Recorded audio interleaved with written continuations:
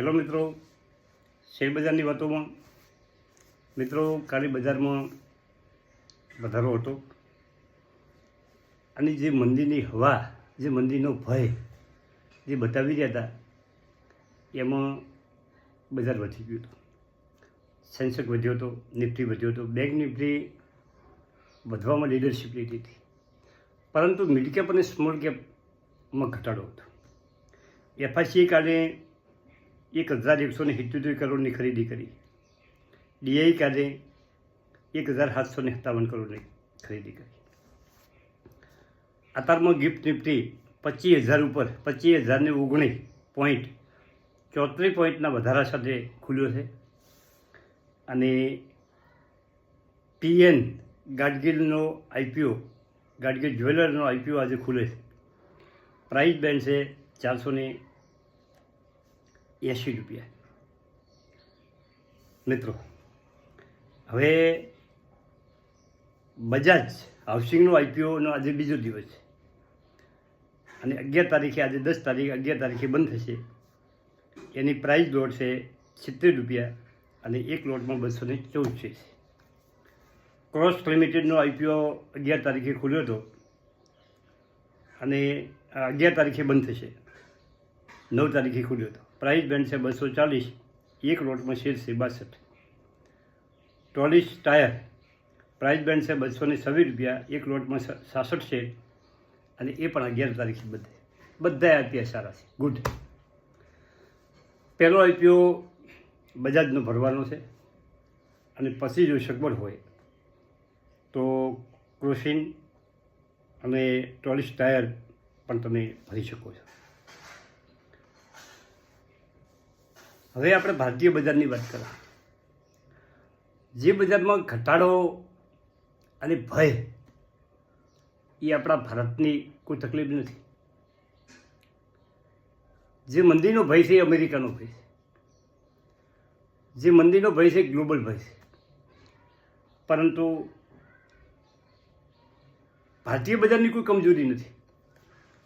Global બજારની કમજોરીને કારણે આપણે ઘટાડો થયો છે. અને એનું મૂળ કારણ શું છે કે ફેડની, અમેરિકાના ફેડ રિઝર્વની બેઠક 18 તારીખે. હવે 18 તારીખે પાવેલ સાહેબનું બયાન શું આવે છે એના ઉપર બજારનો અને વિશ્વ બજારનો આધાર રહેલો છે. મિત્રો, એના પહેલાં બજાર ચડ ઉતર થોડું ઘણું રહેશે, પરંતુ એમાં વ્યાજ કટ કે જે બયાન આપવામાં આવશે એનું વિશ્વ બજાર અને અમેરિકાના બજાર ઉપર અસર પડશે. મિત્રો, હવે ગ્લોબલ સંકેતો બજાર ઉપર ખૂબ અસર કરે છે. કાલના બજારમાં સુધારામાં બેંક નિફ્ટીની લીડરશિપ હતી. હવે મિડ કેપ અને સ્મોલ કેપના શેરોમાં શું પોઝિશન બની શકે? મિત્રો, મિડ કેપ અને સ્મોલ કેપના શેરોમાં ધીમી ચાલી ચાલશે અથવા તો થોડો ઘટાડો આવી શકે. એનું કારણ એ છે કે લોકો આ મંદીના ભયને કારણે, મંદીની હવાને કારણે, મંદી નથી, તમે ટોચ ઉપર બેઠા છો. 25,333નો હાઈ બનાવ્યો અને 25,000 ઉપર બેઠા છો. સામાન્ય 300 પોઈન્ટના ઘટાડાથી મંદી. પરંતુ હવે અમેરિકાની પોઝિશન શું છે, સાચી પોઝિશન શું છે, એની હવાથી આપણને હવા દે. એટલે લોકોની જે ખરીદી છે એ લાર્જ કેપ શેરોમાં ખરીદી વધી છે. એફઆઈસીની બધાની ખરીદી લાર્જ કેપમાં વધારે છે અને મિડ કેપના શેરોમાં ખરીદી કરતાં ત્યારે લોકો ડરે છે. એફઆઈસી ડરે છે, ડીઆઈ ડરે છે. એટલે આ ચાલશે નહીં. હમણાં આ બજાર સ્થિર ના થાય ત્યાં સુધી મિડ કેપ અને સ્મોલ કેપના શેરો ધીમા ચાલશે. પરંતુ બજારને એની સ્થિરતા પકડાઈ જશે. પછી એફઆઈસી ભલે લાર્જ કેપમાં ખરીદી કરે, પરંતુ આપણા રિટેલ ઇન્વેસ્ટરો અને આપણી ઘરેલું મ્યુચ્યુઅલ ફંડો સ્મોલ કેપ અને મિડ કેપમાં જોરદાર ખરીદી કરશે. આ બજાર બધું ચાલવાનું, પણ બજારમાં એક જ શીખવાનું છે અને હું એ જ કહું છું કે તમારી કંપનીને પકડીને બેહો. તમે ઉપર વેચો, નીચે લો, ઉપર વેચો, આ બધું જેને ફાવે ને ભલે કરે, પરંતુ મારા જેવા માણસો જે હોય એને શેર લઈ લેવાનો. પછી એ શેર 150નો શેર 200 થાય, 200નો ઘટીને વળી પાછો 150 થાય, વળી 300 થાય, એ બધું ચાલતું રહેવાનું. એની ચિંતા છોડી દેવાની. પ્રોફિટ બુકિંગ કર્યા પછી તમે એ કંપની પકડશો કે બીજી પકડશો કે શું કરશો એ કોઈ નક્કી નથી. પરંતુ જો એ કંપની તમને ગમી હોય, એ કંપનીમાં જ તમારે નફો કરવો હોય તો કંપનીને પકડી રાખવી.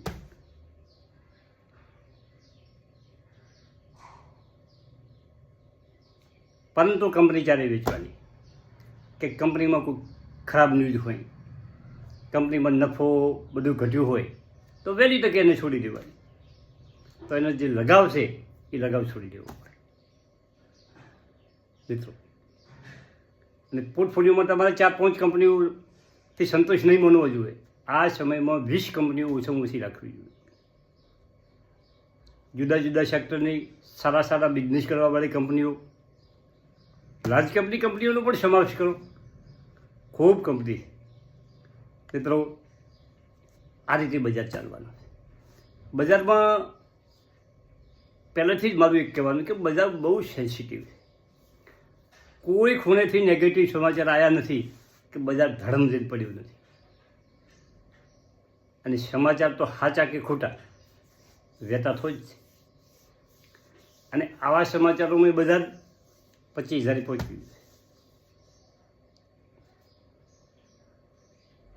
મારા પોર્ટફોલિયોમાં ખૂબ શેર ઘટતા હોય, વધતા હોય, પરંતુ એમાં તમે બીપી લો હાઈ જ નથી કરો.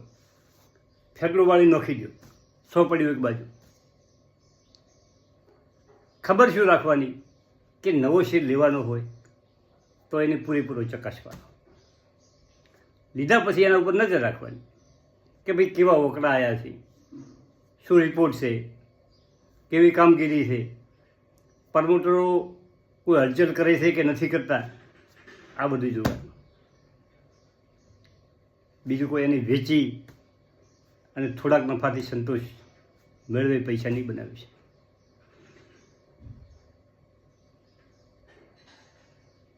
પછી જેની માનતા જુઓ મિત્રો, બધાની માનતા અલગ અલગ હોય છે. શેરબજારમાં શેરબજારમાં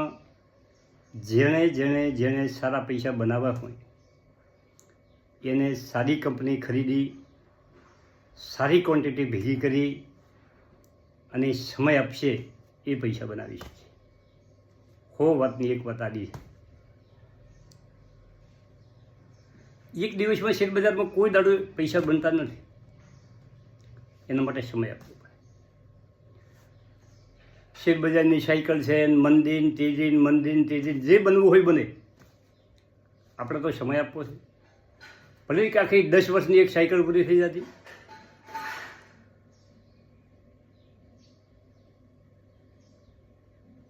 શેરબજારના નિષ્ણાતો એક જ કહેવાનું છે, તમારે કોઈ કંપની, ધારો કે તમે કોઈ બિઝનેસ ચાલુ કર્યો હોય, ધારો કે નવી કંપનીનો કોઈ આઈપીઓ આવે, કંપની જૂની હોય પણ આઈપીઓ હવે લાવ્યો હોય, બજાજ ફાઇનાન્સ જેવડી મોટી કંપની, અને એની બજારમાં વેલ્યુ કેવી બજાજની, અને આવી કંપનીનો જો આઈપીઓ લાગે ને તો 10 વર્ષ રાખી શકાય મિત્રો.